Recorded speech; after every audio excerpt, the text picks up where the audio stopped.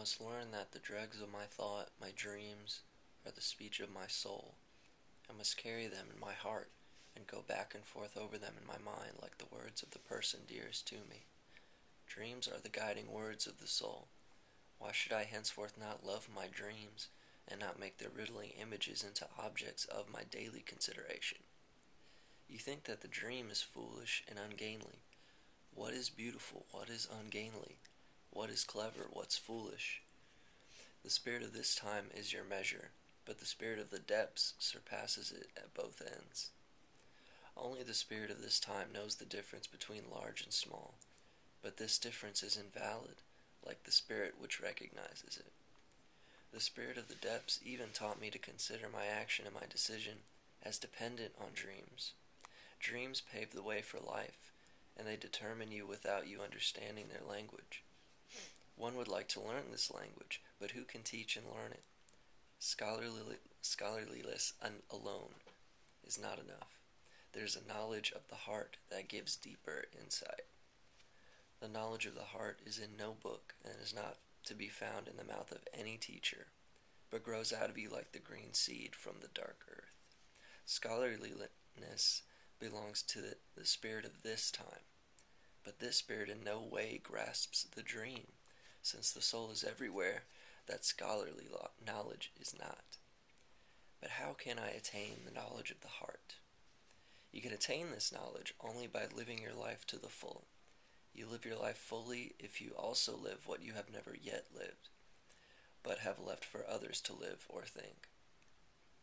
You will say, but I cannot live or think everything that others live and think. But you should say, the life that I could still live, I should live, and the thoughts that I could still think, I should think.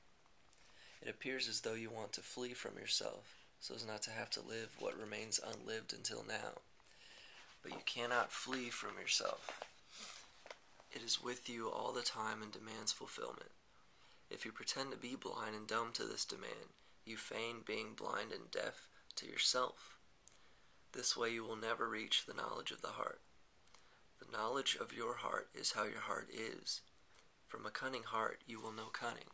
From a good heart you will know goodness. So that your understanding becomes perfect. Consider that your heart is both good and evil. You ask, what, should I also live evil? The spirit of the depths demands, the life that you could still live, you should live. Well-being decides, not your well-being, not the well-being of others, but only well-being. Well-being is between me and others, and society. I too lived, which I had not done before, and which I could still do. I lived into the depths, and the depths began to speak. The depths taught me the other truth. It thus united sense and nonsense in me. I had to recognize that I am only the expression and symbol of the soul. In the sense of the spirit of the depths, I am as I am in this visible world, a symbol of my soul. And I am thoroughly a serf, completely subjugated, utterly obedient. The spirit of the depths taught me to say, I am the servant of a child. Through this dictum I learned above all the most extreme humility, as what I most need. The spirit of this time of course allowed me to believe in my reason. He let me see myself in the image of a leader with ripe thoughts. But the spirit of the depths teaches me that I am a servant, in fact the servant of a child. This dictum was repugnant to me and I had hated it. But I had to recognize and accept that my soul is a child, and that my God in my soul is a child.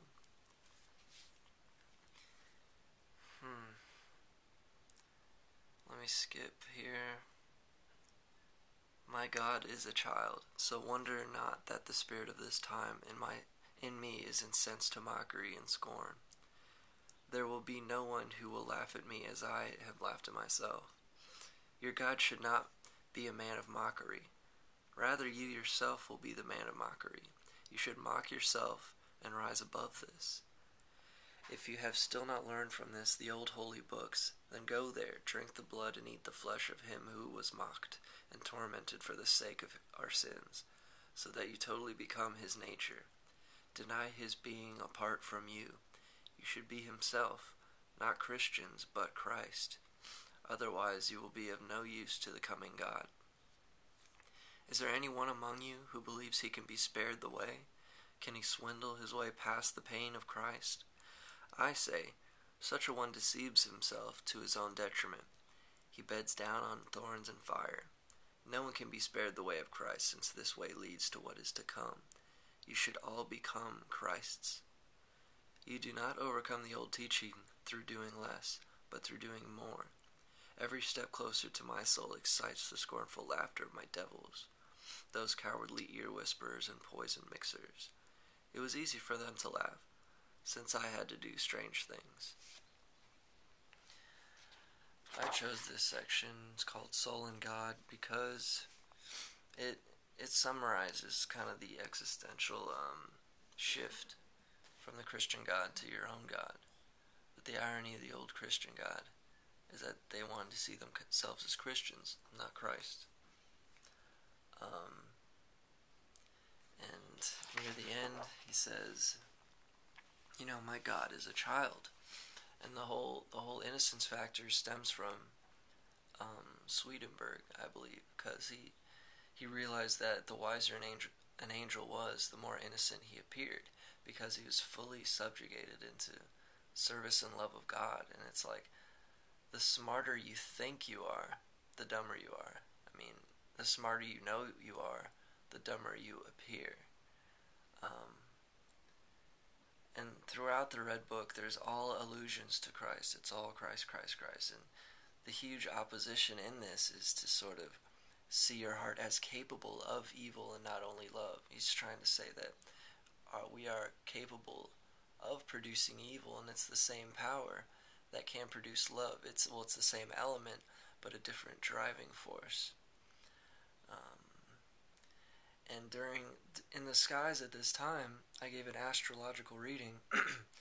All of the planets were opposing each other. It's like a complete opposition, symphony. And this whole book is about the oppositional forces between love in your heart and the potential, evil in your heart that has to be recognized, just not succumbed to. But yeah, I just want to mention that Zarathustra is all over this book. Like right here where it says, well, of course he needs to learn extreme humility. Oh yeah, at the very end, he said the poison mixers. I mean, Nietzsche would always mention poison mixers in Zarathustra. And they didn't even mention that as an allusion in the footnotes. Once again, just like my sister and I, the unpublished work, I'm finding more allusions than the actual editor could find. But yeah, let's keep going.